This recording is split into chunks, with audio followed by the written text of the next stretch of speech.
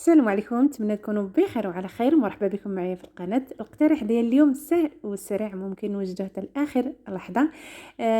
قبل ما ندوزو لتحضيروا المقادير، كنرحب بالناس اللي عاد اشتركوا معايا وحتى اللي كانوا مشتركين، كلكم كنرحب بكم الف مرحبا وشكرا على الثقه ديالكم فيا. خليوا لي التعليق ديالكم، الراي ديالكم كيهمني بزاف. بارطاجيو الفيديو، اشتركوا الا ما كنتوش مشتركين، خليوا واحد اللايك وشكرا مره اخرى. غادي نبدا معكم بسم الله في الصوص اللي غنحتاجو في هذه الوصفه. شديت واحد 3 ديال الحبات الطماطيشه، نختارهم يكونوا حمرين مزيان باش تجينا هاد الصوص ديالنا غزال بزاف. غسلتهم وحطيتهم في الفرن يتشووا هكا حتى طابوا مزيان، حيت لما داك القشر ديالهم. ودرتهم في هاد الكاسرونه، ندير شويه د الملح يبقى على حسب الذوق، وغنديروا على القياس. غنزيدوا واحد 3 د المعالق ديال الزيت العاديه، وغنديروا الثومه هكا واحد غير واحد 2 سنيفات هكا الثومه محكوكين الحكاكه.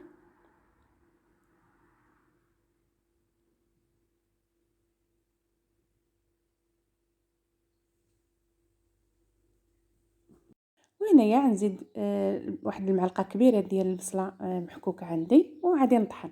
المهم نطحنو في مولينيكس ولا فاش ما كنا كنطحنو، اللي مهم هي نطحنوها مزيان حتى تعلق.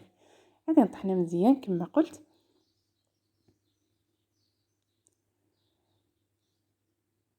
صافي، هذا هو القوام.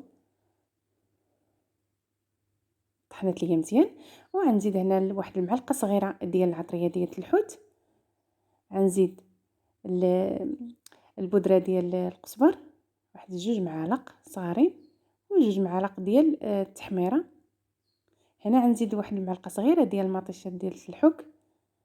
وغنزيد هنا السودانيه، يبقى اختياريه. مهم انا درت واحد شويه ديال السودانيه حاره مدقوقه عندي، وشعلت عليها النار. خليتها واحد 5 دقائق هكا، طلعت فيها الغليه وعاودت حتى تعلكت ليا. صافي كنحيدوها، وها الصوص ديالنا واجده. دابا غندوزو للعجين. هنا عندي واحد الزلافه كبيره فاش غادي نعجن. درت 5 الكيسان ديال الدقيق فورس، وكاس مع مرش ديال الدقيق فينو. طبعا اللي عندي مغربلين، الكاس العنبه هو اللي عبرت به. وغنزيدو معلقه كبيره ديال الخميره ديال الخبز. الخميره يبقى على حسب الجو. وغنزيدو معلقه ديال السكر حويبات. وغنزيد الزيت العاديه واحد 4 المعالق كبارين. والملحه نديرو الملحه يبقى على حسب الذوق. وغنخوي الحليب انا عندي دافي. المهم العجينه بغيناها تخمر، غنخوي واحد شويه، نخليها غير واحد 2 دقائق هكا تبدا الخميره كتفاعل ليا. صافي وكنبدا نعجن. صافي عاد نعجن بالحليب هكا كما كتشوفوا معايا. غنقول لكم هاد الكميه الدقيق شحال هزت ليا ديال الحليب، شحال هزت ليا الكيسان ديال الحليب. المهم وكان ساهله هاد العجينه، ما كندلكوهاش، يعني غير كتلام لينا. صافي صافي نعجن على هاد الطريقه هذه.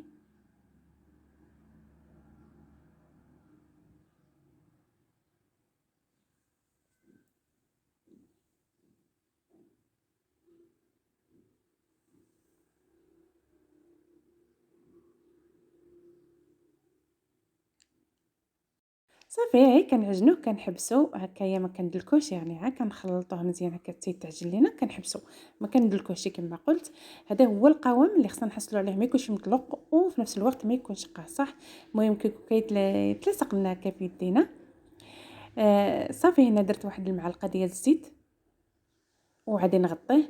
المهم انا غنغطيه غير بواحد الزلافه اخرى، ولا نغطيوه بلاستيك غذائي، ولا شي نديروه شي بوط هكا يكون عندها الغطا ديالها. صافي وعاد نخليه يخمر. وعادي نرجع معكم. المهم نخليه حتى يخمر ويتضاعف الحجم ديالو، وعادي نرجع معكم. صافي غنزيد عليه واحد المنديل يخمر ونرجع معكم كما قلت.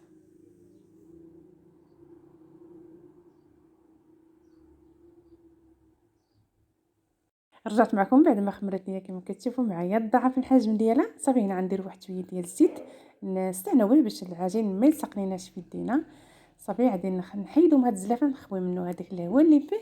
المهم كنخرجوا منه غير واحد شويه، ماشي بزاف، ماشي كنعاودو بدلك غير شويه. هو اصلا راه ما دلكناش يعني هو كنعاودوش بالعجينه. صافي نقطعوا كوارات. هنا نديروا الحجم اللي حنا باغيين، واش بغيناهم كبارين ولا صغارين. هما من الاحسن يكونوا صغورين هكا يجيو زوينين اكثر. ولكن انا درت مكبرين واحد شويه الصراحه. صافي قطعت مكورات غادي نزيد نلويهم هكا باش يتقدوا كيعطوني داك يجيونا هكايا الكويرات ديالنا مصايبين مزيان. صافي غادي نشكلهم على هذا الشكل هذا، ندوزهم كاملين وغادي نرجع معكم. بعد ما شكلناهم كاملين نحاولوا نديروهم قياس واحد. صافي هنا اللاطه اللي عاد دخل الفرن درت فيها الورق ديال الطبخ، الا ما كانش كندهنوها بالزيت صافي كنخدموا بها، ولكن من الاحسن الا كان نديروه. صافي هنا عمدا نضغط عليهم ونحط هكايا في اللاطه. هنا نديرو القياس اللي حنا باغيين، واش بغيناهم يكونوا السمك ديالهم طالع ولا نازل، المهم تقرصي القياس اللي انت باغا. صافي غندوزهم كاملين على هذا الشكل هذا ونحط في اللاطه. هي غير كنشكلوهم كنبداو نخدموا هكايا، ما كنخليهمش يرتاحوا لقيتهم راه خامرين. ملي غنديروهم هكايا في اللاطه ونسالوهم ونعمروهم هكا بالحشوه كيكونوا زاد خمروا، يعني بلا غير شكليهم بدا كخدم فيهم، بدا كتخدم فيهم هكايا باش يجيوك ساهلين. صافي عاد نضغط عليهم كاملين على هاد الطريقه هذه حتى ندوزهم كاملين وعاد نرجع معكم. راه هاد اللاطه ما هزت لياش كلشي، بقات لي وحده ندير هكايا طيب بوحديتها. صافي نسالي ونرجع معكم.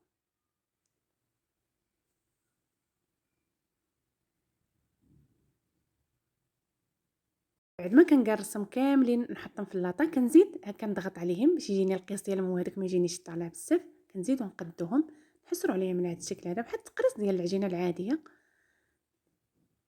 صافي هنا عندي واحد الكاس دهنته بالزيت وعادي نضغط هكا نديروا واحد الحفيره باش نديروا فيها اللي عاد هز لينا الحشوه.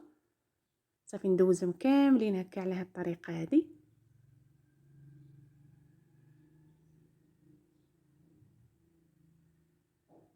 صار عليهم على هذا الشكل هذا. صافي هنا بعد ما ضغطت عليهم بالكاس عادي نزيد عاوتاني نضغط بيدي هكا باش هذاك هكايا الحشوه ديالنا تهز.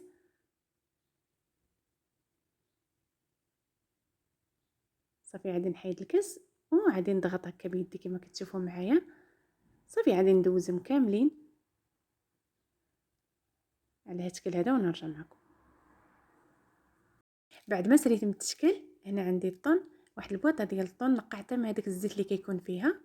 وهنا عندي هاد الصوص اللي كتجي غزاله كنوجدوها هكا على يدينا، كتجي لذيذه بزاف الحشوات اللي كنديرو. وعندي الجبن موتزاريلا، ما نديرش الكميه كامله، نديرو غير هكا واحد الكميه قليله كنحتاجو شي بزاف. وعادي نبدا نحط الصوص ديالي على هاد الطريقه هذه ندوزهم كاملين.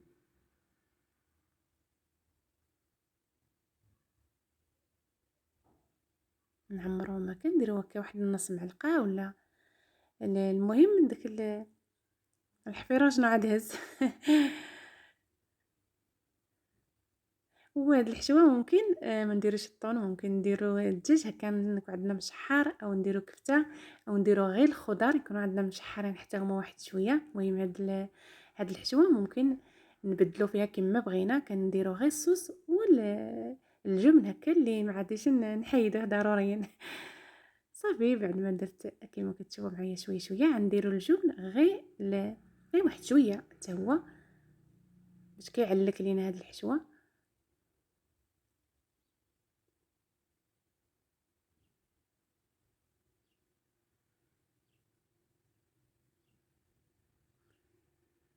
صافي وعادي ندير الطون، يعني كنديرو غير طريفات صغيورين ما كنحتاجوش بزاف. المهم انا ديك البواطه راه كفاتني لهاد الكميه.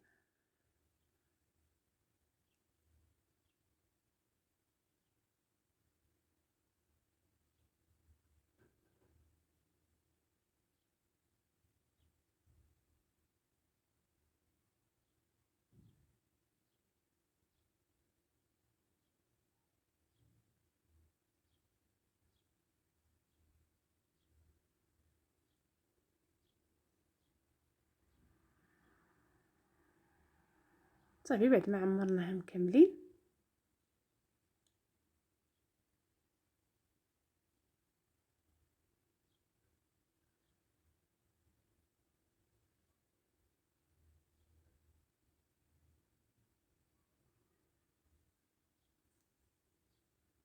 هنا عندي واحد صفار بيضه، معلقه صغيره ديال الحليب، وواحد القطره ديال الخل نخلطهم هكا مزيان ولا كنحركهم مزيان وكندهن هكا مع كندهنوا لهم هكايا الجوانب ديالهم على هذا الشكل هذا.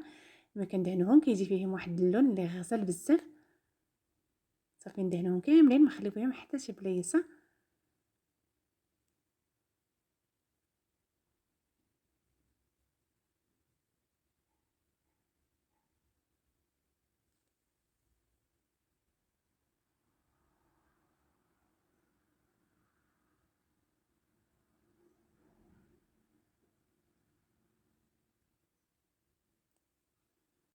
بعد ما كندهنوهم كاملين هنا عندي السانوج طبعا اللي منقي هو هذاك مصيب غسل. غادي ندردر هكايا على هاد الجنيبات ديالهم غير شويه شويه على الشكل هذا.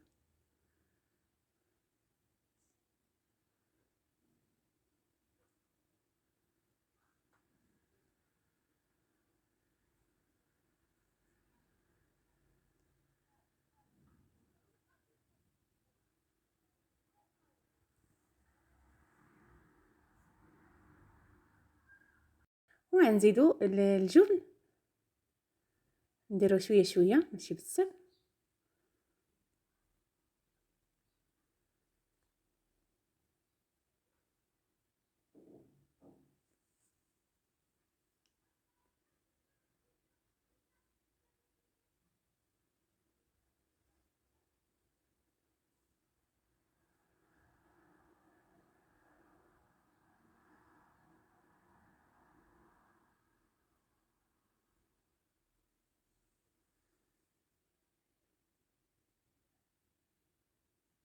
الفرن عندي سخون مزيان غادي ندخلهم من الجهه التحتانيه حتى يتنفخوا ويخرجوا هكا يبداو كيتحمروا هكا من الطروفه ديالهم. عاد نطلعوهم الفوق يزيدوا يكملوا الطياب ويتحمروا على الوجه ديالهم ونخرجوهم صافي نطيبهم ونرجع معكم. رجعت معكم بعد ما طابوا ليا ملي كنديرهم في الفرن كنطفيو عليهم النار من الفوق حتى كنشوفوهم تنفخوا بداو كيتحمروا لينا هكايا من الطروفه ديالهم. عاد كنطلعوهم الفوق كنشعلوا عليهم باش كيطيبوا لنا هما هذوك ما كيتخطفوا ليناش او كيجيو غزالين بزاف. صافي الفيديو وصل للنهايه ديالو. نتمنى نلقاكم وانتم بخير وعلى خير. الا عجبكم المحتوى ديال القناه ديروا اشتراك فعلوا الجرس باش يوصلكم كل جديد ديالي. والا عجبكم الفيديو ما تنساوش ديروا جيم وشكرا والسلامه الى فيديو اخر ان شاء الله. وعادي نقطع لكم تشوفوا كيفاش جاو من الداخل ولا كيفاش جات فيهم الحشوه. صافي هادشي اللي كان.